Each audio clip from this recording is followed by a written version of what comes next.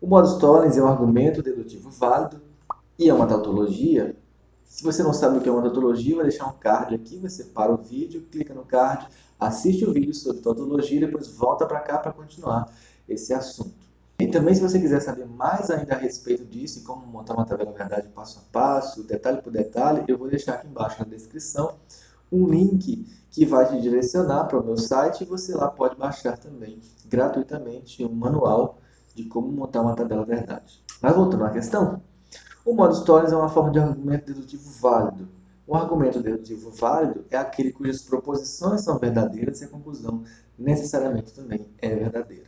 O modus tollens é um silogismo misto, portanto, ele é composto de uma proposição hipotética.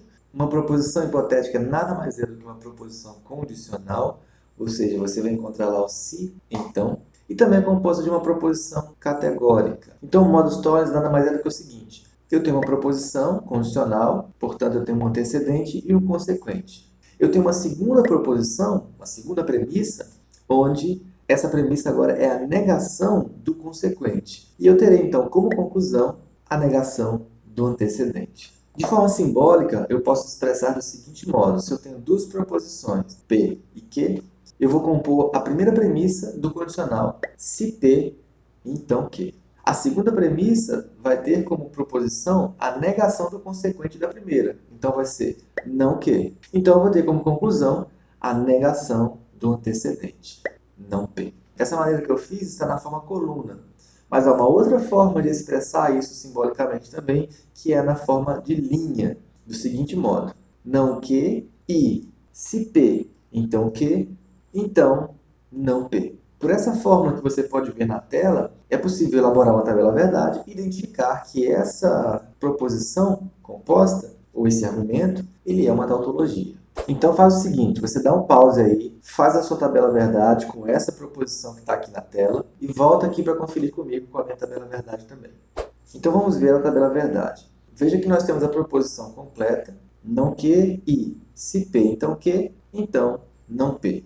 O que nós vamos fazer é desmembrar essa proposição composta em todos os detalhes. Nós vamos ter então essa primeira linha em azul, as proposições da simples até a mais complexa, que é a proposição completa. E aí geralmente eu começo da última proposição simples, que é a segunda coluna, e nessa última proposição simples, na segunda coluna, eu vou colocar os valores verdade na seguinte ordem: verdadeiro, verdadeiro, falso e falso. E para P, eu vou colocar verdadeiro, falso, verdadeiro e falso. Não P e não Q nada mais é do que fazer o oposto das proposições anteriores. E, por fim, nós temos que saber como funciona o condicional. No condicional, nós sabemos que, se o antecedente é falso, a proposição inteira sempre vai ser verdadeira, mas se o antecedente for verdadeiro, a única possibilidade do condicional inteiro ser verdadeiro é sendo o consequente verdadeiro também. Então, para essa quinta coluna, nós vamos ter V, V, F, V. A sexta coluna, nós vamos ter não que e se P, então que. Esta coluna é importante porque ela é o antecedente do condicional da nossa última coluna, que é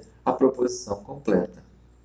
E verificamos então que ela é F, F, F, V. E por fim, na última coluna, temos a proposição completa, não que e se P, então que, então não P. Se o antecedente for falso, ela vai ser sempre verdadeira, independente do valor verdade do consequente. Então, as três primeiras linhas já são verdadeiras, porque o antecedente, que é a coluna 6, você verifica que as três primeiras linhas são todas falsas. Portanto, o consequente, não importa qual seja o valor, vai fazer com que a proposição inteira seja verdadeira. E o caso mais interessante de se analisar é a última linha, onde nós temos na sexta coluna o valor verdadeiro. Esse valor sendo verdadeiro, a proposição condicional será verdadeira se o consequente for verdadeiro também. O consequente é não P. E você verifica na terceira coluna e na última linha que não P é verdadeiro. Portanto, se o antecedente é verdadeiro e o consequente verdadeiro, o condicional inteiro é verdadeiro.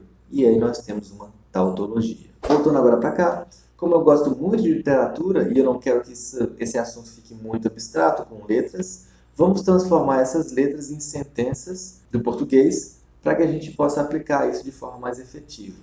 E para isso eu trouxe uma obra chamada Triste Fim de Policarpo Quaresma, de Lima Barreto, que é esta obra aqui. Eu vou ler um trecho na página 34, que é uma parte cômica do livro, como cômico-trágica, que é a parte que Policarpo Quaresma começa a demonstrar a sua insanidade, então eu vou usar o trecho dessa obra para transformar o modus tollens em sentenças baseado nessa obra. Desde 10 dias que se entregava à árdua tarefa, quando, era domingo, lhe bateram à porta, em meio de seu trabalho. Abriu, mas não apertou a mão. Desandou a chorar, a berrar, a arrancar os cabelos como se tivesse perdido a mulher ou o filho. A irmã correu lá de dentro, e o Anastácio também, e o compadre e a filha, pois eram eles. Ficaram estupefatos no limiar da porta. Mas que é isso, compadre? Que é isso, Policarpo? Mas meu padrinho, ele ainda chorou um pouco, enxugou as lágrimas e depois explicou com maior naturalidade. Eis aí,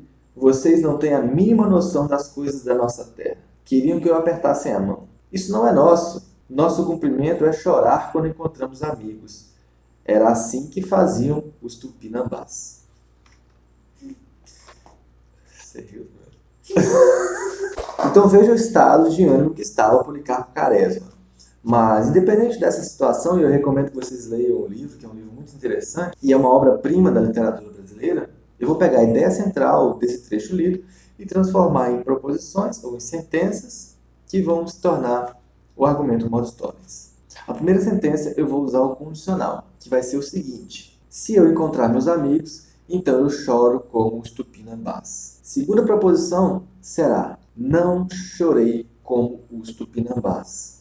A conclusão, portanto, não encontrei com meus amigos. Aqui você verifica que nós temos 3 proposições, nas quais 2 delas são as premissas e uma a conclusão. A primeira premissa é um condicional, a segunda é uma proposição categórica. E a terceira, a conclusão, também é uma proposição categórica na negativa. Eu poderia colocar isso sendo do seguinte modo: P vai ser encontrar meus amigos, que eu choro como os tupinambás. E aí nós vamos ter não P e não Q, sendo não P, não encontrei meus amigos, não Q, não choro como os tupinambás.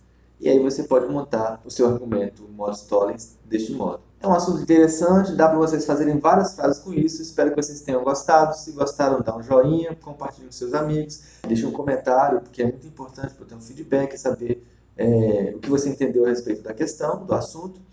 Se você gostou do livro, se interessou pelo livro, eu vou deixar aqui o link desse livro na Amazon, tanto o e-book como o livro físico, e você, se tiver interesse, clica aqui e vá ter conhecimento desse livro. Não deixe de se inscrever, ative o sininho de notificação e até a próxima.